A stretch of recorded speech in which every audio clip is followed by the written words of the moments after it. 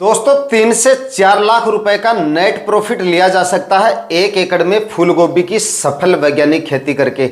अगर सही और अच्छी वैरायटियों का सिलेक्शन किया जाए, सही समय पर सही वैरायटियों का सिलेक्शन किया जाए, खाद उर्वरकों का भी विशेष तौर से अगर ध्यान रखा जाए, नर्सरी का मैनेजमेंट अगर आपका अच्छा है और उसके बाद में अगर आपने सही तरीके से फूल गोभी की नर्सरी को तैयार कर लिया और प्लांटेशन अगर आपका सही चला गया तो यकीन मानिए फूल गोभी आपको 3 से 4 लाख रुपए का नेट प्रॉफिट देकर जा सकती है, वो भी 1 एकड़ में।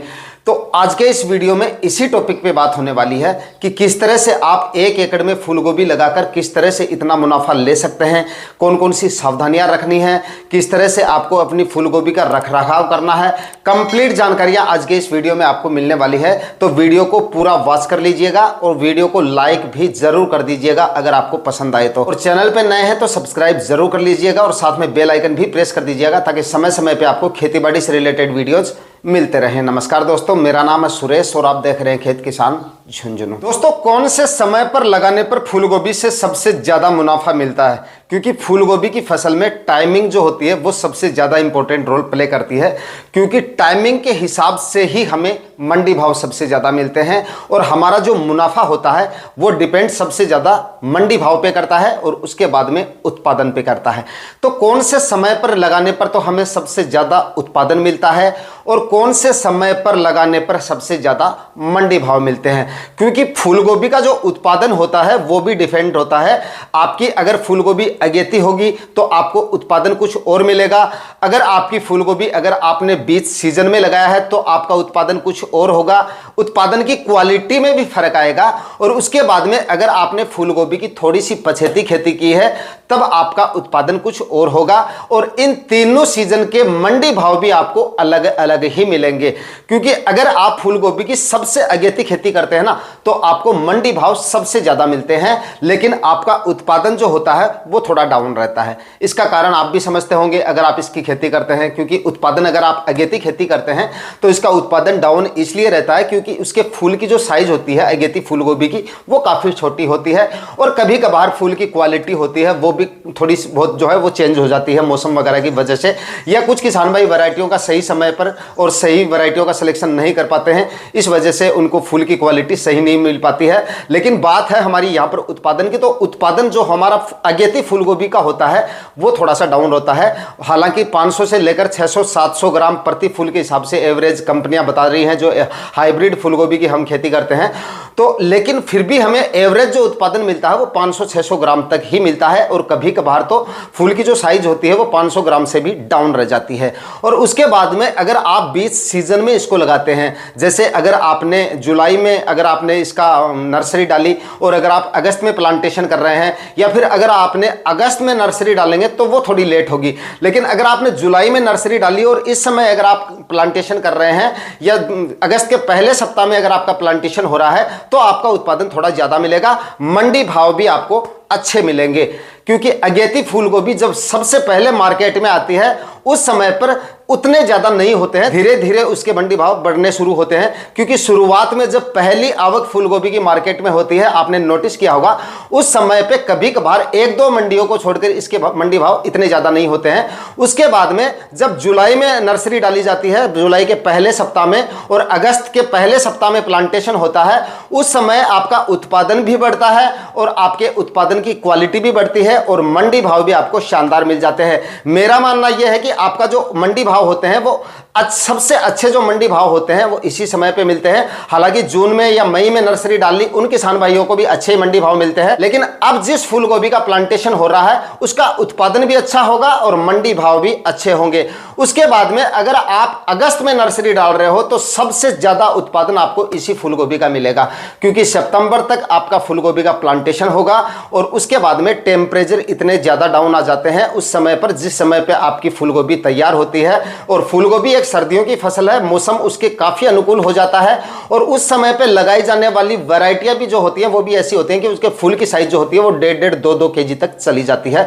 तो उत्पादन की बात करें तो सबसे ज्यादा उत्पादन पछेती फूल गोभी का मिलता है, उससे थोड़ा सा कम हमें जो है सीजन में लगाते हैं तब मिलता है। और सबसे कम उत्पादन जो हमारा फूल गोभी का होता है वो होता है सबसे अगेती फूल गोभी का। लेकिन मंडी भावों की बात करें दोस्तों तो मंडी भाव सबसे अगेती फूल गोभी के सबसे ज्यादा मिलते हैं। और उसके बाद में अगस्त माह तक प्लांटेशन हो जाता है। अगस्त के पहले सप्ताह में अगर आपका प्लांटेशन हो गया या जुलाई के एंड में, यानी कि अब जब ये वीडियो मैं बना रहा हूं, जब अगर आप इसको देख रहे हैं इस समय पर, जुलाई में अगर आप इसको देख रहे हैं तो इस समय पर अगर आप फूलगोभी का प्लांटेशन कर रहे हैं तो भाई आपको मंडी भाव भी शानदार मिलेंगे और इसका उत्पादन भी आपको काफी शानदार मिलेगा। तो भाई जिन किसान भाइयों का प्लांटेशन अभी हाल ही में हुआ है या जो प्लांटेशन की तैयारियां कर रहे हैं या जिन किसान भाइयों का प्लांटेशन अभी चल रहा है या फिर 2-3 दिन में प्लांटेशन होने वाला है, सबसे ज्यादा मंडी भाव उन्हीं किसान भाइयों को मिलेंगे और सबसे ज्यादा उत्पादन भी उन्हीं किसान भाइयों को मिलेगा। लेकिन दोस्तों उसके बाद में फूलगोभी का उत्पादन और फूलगोभी के उत्पादन की क्वालिटी आपकी जो है सबसे ज्यादा डिपेंड आपकी वैरायटियों पे भी करता है।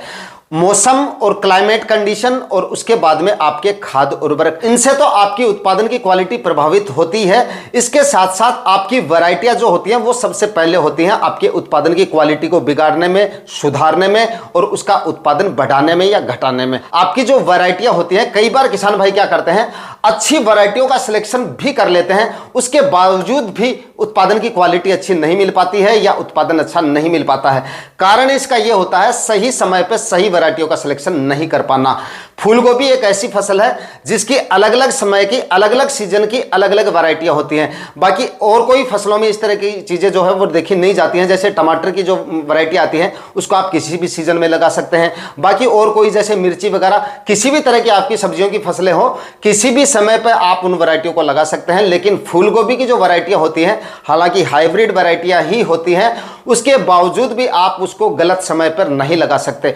चाहे आपने किसी भी कंपनी की काफी शानदार अच्छी वैरायटी का अगर आपने सिलेक्शन कर लिया है, उसके बावजूद भी अगर आपने सही समय पर उसका जो है नर्सरी नहीं डाली या गलत समय पर अगर आपने उसकी नर्सरी डाल दी तो भैया आपका उत्पादन तो प्रभावित होगा ही, उत्पादन की क्वालिटी भी उससे खराब हो जाएगी। यानी कि आपके फूल की क्वालिटी आपको एकदम खराब मिलेगी, जिससे मंडी भाव आपको बिल्कुल भी नहीं मिलेंगे। मंडी में सबसे ज्यादा डिपेंड करती है, क्योंकि फूलगोभी की क्वालिटी आपकी ज्यादा खराब हो जाती है तो वो बिकने में भी नहीं आती है, औने पौने दामों में भी नहीं बिक पाती है। तो दोस्तों नर्सरी डालने से पहले फूलगोभी की वैरायटियों का भी आपको सबसे ज्यादा ध्यान रखना चाहिए। सही समय पे सही वैरायटियों का सिलेक्शन करेंगे तभी आपको अच्छा उत्पादन मिलेगा और तभी उत्पादन की क्वालिटी अच्छी मिलेगी।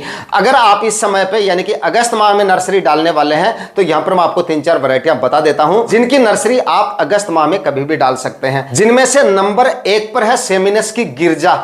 काफी शानदार और काफी अच्छी वैरायटी है। मैं हर साल इस वैरायटी को लगाता हूं और जो किसान भाई एक बार इसको लगा लेता है हर बार इसको लगाता है। काफी शानदार वैरायटी है।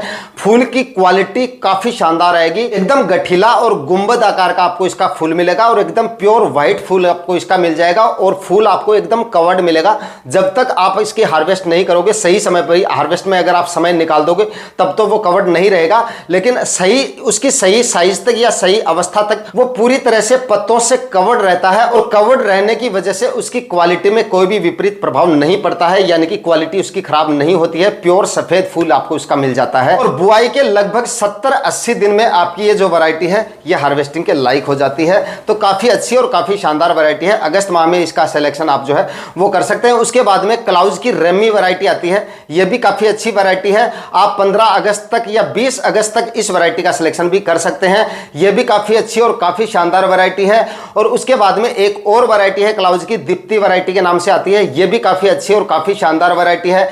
इस वैरायटी का सिलेक्शन भी आप कर सकते हैं। इन सभी वैरायटियों के फूल की क्वालिटी आपको काफी शानदार मिल जाएगी और फूल का वजन भी आपको 1 kg से ऊपर ही मिल जाएगा, यानी उत्पादन भी इनसे आपको काफी शानदार मिल जाता है। उसके बाद में दोस्तों एक ईस्ट वेस्ट की धवल वैरायटी आती है। यह भी काफी शानदार और काफी अच्छी वैरायटी है। इसमें भी आपको कवर्ड फूल मिलेगा और प्योर व्हाइट फूल आपको इसका भी मिल जाएगा और वजन आपको इसका भी 1 kg से ऊपर ही मिल जाएगा।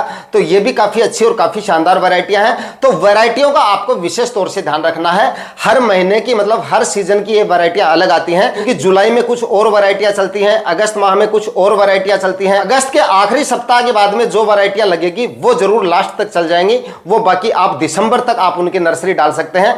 लेकिन अगस्त तक जो है अगेती फूलगोभी और उसके बाद में सीजन के बीच में लगाई जाने वाली वैरायटियां जो होती है वो चेंज होती हैं और उसके बाद में पछेती वैरायटियां होती हैं वो अलग होती हैं। पछेती वैरायटियों को आप कभी भी लगा सकते हो। अगस्त के आखिरी सप्ताह से लेकर और दिसंबर तक जब आपका मन चाहे तब आप पछेती वैरायटियों को तब तक सिलेक्शन कर सकते हैं। उसके बाद में दोस्तों आपका उत्पादन और आपको उत्पादन से मिलने वाले मंडी भाव सबसे ज्यादा डिपेंड फूलगोभी की नर्सरी पर भी करते हैं। आपको टारगेट हमेशा उत्पादन के साथ साथ मंडी भाव को भी बनाना है, क्योंकि फूलगोभी के उत्पादन के साथ साथ मंडी भाव, मैंने आपको शुरू से बता दिया था, मंडी भाव सबसे ज्यादा प्रभावित कर देते हैं हमारे मुनाफे को। और मंडी भाव आपको तभी मिलेंगे जब आपके उत्पादन में क्वालिटी होगी। आपने कई बार देखा भी होगा, अगर फूलगोभी कभी कभार इतनी डाउन भी हो जाती है, उसके बावजूद भी कुछ किसान भाइयों का उत्पादन या उनका माल जो है वो इस तरह का जाता है मंडियों में, अगर आपको 15-16 रुपए मिल रहे हैं तो उनको 20-22 रुपए तक भी मिल जाते हैं, क्योंकि भैया उनके उत्पादन में क्वालिटी है। तो वो क्वालिटी आपको मेंटेन करके रखनी है। मतलब आपका मेन फोकस, मेन टारगेट जो है आपको वो उत्पादन के साथ साथ मंडी भाव को भी करना है। और मंडी भाव आपको तभी अच्छे मिलेंगे जब आपका उत्पादन अच्छा होगा। और उत्पादन आपका तभी अच्छा होगा जो चीजें मैं आपको बता रहा हूं उनको आप फॉलो कर लेंगे। तो नर्सरी की बात करें, नर्सरी आपकी एकदम हेल्दी, स्वस्थ और एकदम अच्छी क्वालिटी की होनी चाहिए। मतलब ग्रोथ उसकी काफी शानदार होनी चाहिए, जड़ों का विकास काफी अच्छे से होना चाहिए। मतलब इस तरह से कमजोर या वीक या फिर जड़ों का विकास उसका है नहीं, बढ़वार हो चुकी है, ऊपर की तरफ जा रही है, तने का विकास है नहीं, तने की लंबाई हो गई है और उसके बाद में प्लांटेशन के बाद में वो नीचे गिर जाती है, या नर्सरी प्लांटेशन से पहले ही नीचे गिर जाती है। इस तरह से आपकी नर्सरी नहीं होनी चाहिए। नर्सरी आपकी प्रॉपर एकदम अच्छी ग्रोथ के साथ होनी चाहिए। मेन फोकस नर्सरी में जड़ों के विकास पे आपको रखना है।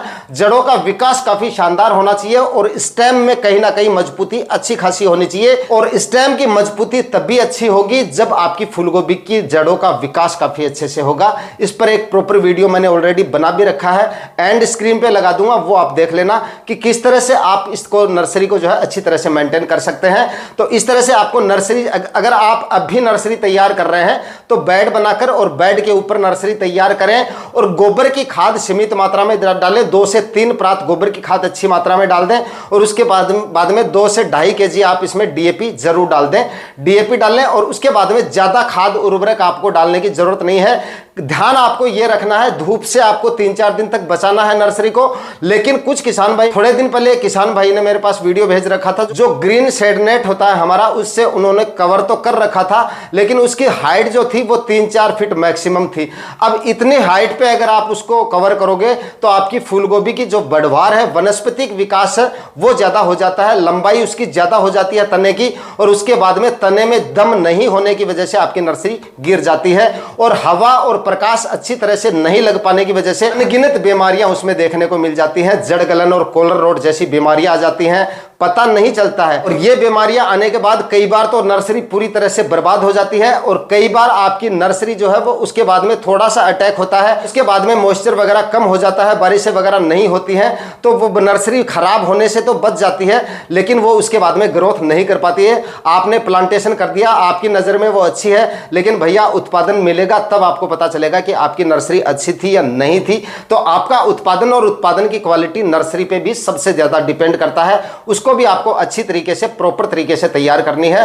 हेल्दी और स्वस्थ नर्सरी होगी तभी आपको उत्पादन अच्छा मिलेगा और तभी आपको उत्पादन की क्वालिटी अच्छी मिलेगी। और उसके बाद में सबसे जरूरी और आखिरी स्टेप आपकी फूलगोभी का प्लांटेशन। सबसे ज्यादा किसान भाई यहीं पर मार खा जाते हैं और यही है सबसे इंपॉर्टेंट पार्ट इस वीडियो का और इस फूलगोभी की खेती का, जिससे आप सबसे ज्यादा उत्पादन ले सकते हैं, सबसे ज्यादा उत्पादन की क्वालिटी अच्छी ले सकते हैं बाकी किसान भाइयों से। सब कुछ ठीक कर लिया शुरुआत में, यानी कि फूलगोभी की वैरायटियों का सिलेक्शन भी काफी अच्छा कर लिया, समय भी काफी अच्छा है, मौसम भी फूलगोभी की बुआई के अनुकूल है, नर्सरी भी आपकी काफी अच्छी है, अच्छी तरह से अच्छी वैरायटियों का सिलेक्शन करके अच्छी तरह से नर्सरी को तैयार कर लिया। लेकिन प्लांटेशन में गलतियां करके और सारा मामला खराब कर लेते हैं। जमीन की तैयारियां या तो अच्छे से नहीं करते हैं या फिर प्लांटेशन में बहुत बड़ी गलतियां कर देते हैं, जिसकी वजह से प्लांटेशन के 7-8 दिन बाद में देखते हैं कि काफी ज्यादा प्लांट खराब हो जाते हैं, या फिर महीने 20 दिन तक आपकी फूलगोभी है वो ग्रोथ नहीं कर पाती है। इस वजह से अगेती फूलगोभी या सही समय पर प्लांटेशन होने के बावजूद भी आप काफी लेट हो जाते हैं, और लेट ही नहीं होते हैं। फूलगोभी एक ऐसी फसल है, प्लांटेशन में या नर्सरी में अगर लेट है, अगर आपने सही समय पर प्लांटेशन नहीं किया है, 25-30 दिन की अवधि के भीतर अगर आपने प्लांटेशन नहीं किया है, या फिर प्लांटेशन के बाद में आपकी फसल की ग्रोथ काफी कम है, तब भी आपके उत्पादन की क्वालिटी खराब होगी। लिख लेना इस चीज को, उत्पादन तो डाउन होगा ही। अगर शुरुआती दिनों में आपकी फसल कमजोर है, वीक है, तो यकीनन आपकी फूलगोभी से आपको उत्पादन तो डाउन मिलेगा ही, उत्पादन की क्वालिटी भी आपको डाउन ही मिलेगी। यहां पर भी आपको कई सारी चीजें देखनी है। फूलगोभी का अगर आप प्लांटेशन कर रहे हैं तो भाई सबसे ज्यादा ध्यान तो आपको सबसे पहले यही रखना है कि जमीन की जो तैयारियां हैं वो आपको काफी अच्छे तरीके से करनी है। अगर आप प्लांटेशन कर रहे हैं और उस समय अगर आपने कल्टीवेशन अच्छे से नहीं किए, मिट्टी भुरभुरी आपको बना लेनी है। कुछ किसान भाई कहेंगे बारिश का सीजन है, भाई रोज तो बारिश होती नहीं है, तो बारिश हो रही है तो आप 3-4 दिन तो आपको, अगर आपने आज नर्सरी डाली है, आने वाले 25 दिन में या 30 दिन में 5-6 या 8-10 दिन आपको आराम से ऐसे मिल सकते हैं जिन दिनों में बारिश नहीं हुई है। ऐसे समय पे कल्टीवेशन करो। ये जरूरी थोड़ी है आज आप प्लांटेशन कर रहे हो तो आज से 2 दिन पहले कल्टीवेशन करना शुरू करो। पहले कल्टीवेशन कर दो, कोई दिक्कत नहीं है। 1 महीने पहले आप तैयारियां शुरू कर दो, कोई दिक्कत नहीं है।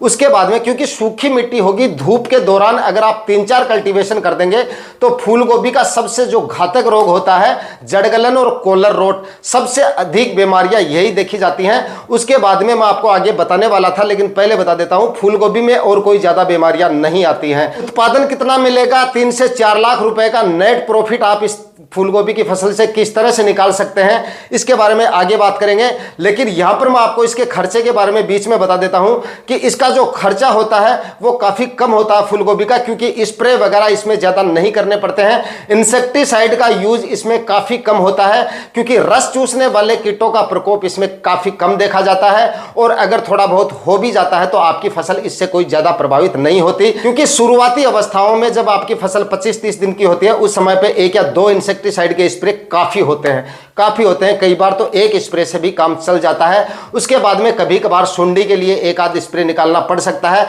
उसका प्रकोप होता है हल्का फुल्का, लेकिन इतना ज्यादा नहीं होता है, काफी कम देखा जाता है। इसके लिए 1 स्प्रे निकाल देंगे तो आपकी सुंडी भी कंट्रोल हो जाती है। उसके बाद में इसमें फर्टिगेशन वगैरह जरूर करने पड़ते हैं, लेकिन इंसेक्टिसाइड का इस्तेमाल इसमें काफी कम करना पड़ता है। लेकिन ये जो बीमारी मैं आपको यहाँ पे बता रहा हूं, जो जड़ गलन और कॉलर रोट की समस्या है, ये फूलगोभी की फसल में सबसे ज्यादा देखी जाती है। और बरसात के सीजन में इस बीमारी का प्रकोप और भी ज्यादा देखा जाता है, क्योंकि बारिशें भी ज्यादा होती हैं, वातावरण में नमी ज्यादा होने की वजह से ये बीमारी और भी तेजी से फैलती है।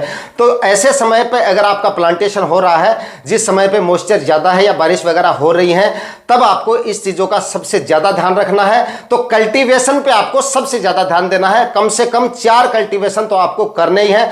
आड़ी तिरछी 3-4 जुताइयां आप करें, और ऐसे समय पे करें जिस समय धूप निकल रही हो। हर कल्टीवेशन में 1-1, 2-2 दिन का आप गैप निकाल के अगर कल्टीवेशन करेंगे तो जमीन में पड़ी फंगस आपकी काफी कम हो जाएगी या पूरी तरह से समाप्त हो जाएगी।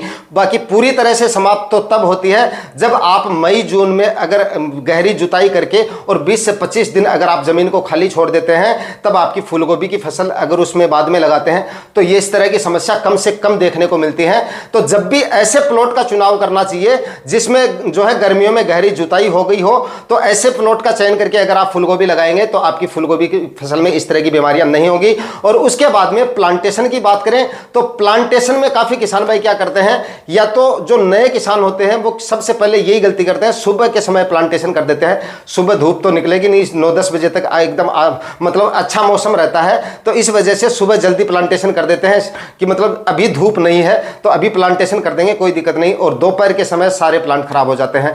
उसके बाद में काफी किसान भाई जो है वो शाम के समय प्लांटेशन तो शाम के समय कर लेते हैं, लेकिन उसके बाद में उसमें सिंचाई जो है वो रात को जब लाइट आएगी तब सिंचाई होगी। ऐसा करेंगे तब भी आपके ज्यादातर प्लांट जो है वो मर जाएंगे, खराब हो जाएंगे, क्योंकि भैया टेम्परेचर काफी ज्यादा है। इस वजह से अगर आपका प्लांटेशन हो गया, जब आप प्लांटेशन करो तुरंत प्रभाव से ड्रेंचिंग विधि से पहली सिंचाई आपको करनी चाहिए। कभी भी आपको लाइट के भरोसे नहीं बैठे रहना है, और कभी भी आपको पहली सिंचाई ड्रिप इरिगेशन की सहायता से नहीं करनी है, क्योंकि ड्रिप इरिगेशन की सहायता से अगर आप पहली सिंचाई कर रहे हैं तो आपके हर एक प्लांट को पर्याप्त मात्रा में जो है पानी नहीं मिल पाएगा, और जड़ें उसकी मिट्टी में अच्छी तरह से टाइट नहीं हो पाएंगी। जड़ मतलब मिट्टी को ठीक से नहीं पकड़ पाएंगी। और ड्रेंचिंग विधि से अगर आप सिंचाई करोगे पहली सिंचाई, तो जड़ें अच्छी तरह से मिट्टी को पकड़ लेती हैं, उसके बाद में प्लांट के मुरझाने के जो चांस होते हैं वो काफ़ी कम होते हैं और उसके बाद में पूरी रात प्लांट को मिल जाती है। तुरंत अगर आप सिंचाई कर देंगे प्लांटेशन के तुरंत बाद में तो आपके प्लांट को पूरी रात मिल जाती है ग्रो होने में और उसके बाद में आसानी से आपका प्लांट नहीं मुरझा पाता है। तो यहां पर आपको क्या करना है, जैसे जैसे आपका प्लांटेशन हो तुरंत प्रभाव से पीछे पीछे उसमें सिंचाई करते रहना है। कभी भी नर्सरी अगर क्यारी से आप उखाड़ रहे हो तो मिट्टी साथ में नहीं लानी है। ज़्यादातर किसान भाई ये भी गलती करते हैं, मिट्टी को जहाँ तक हो सके वहाँ तक मिट्टी को साथ लेने की कोशिश करते हैं। तो मिट्टी को आपको वहीं छोड़ देना है और उसके बाद में आपको प्लांटेशन करना है। मिट्टी आप साथ लाएंगे तो आपको 1-2 दिन अच्छा कंडीशन में दिखेगा प्लांट। जिस मिट्टी में आप प्लांट को लगाओगे उस मिट्टी को अच्छी तरह से नहीं पकड़ पाता है। और दूसरा कारण ये होता है क्यारियों में जो बीमारियां होती है वो बीमारियां भी प्लांट के साथ चली जाती हैं। अगर फंगस वगैरह, क्यारी में तो फंगस वगैरह की समस्या आएगी क्योंकि नंबर्स ऑफ प्लांट वहां पे ज्यादा होते हैं और धूप प्रॉपर वहां पे हम लगने नहीं देते हैं क्योंकि उसको कवर रखते हैं।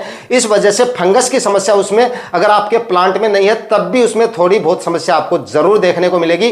तो क्यारी में जो समस्याएं हैं वो आपके प्लांट में भी चली जाती हैं। तो मिट्टी को साथ में प्लांटेशन के समय प्लांट के बिल्कुल भी नहीं लेना है। तो दोस्तों जो तरीके मैंने आप लोगों को बताए हैं उस तरीके से अगर आप काम करोगे तो आप फूलगोभी से जो उत्पादन और जो मुनाफा मैंने आपको फूलगोभी की फसल से बताया है उतना मुनाफा आपको फूलगोभी की 1 एकड़ खेती से आराम से मिल जाएगा।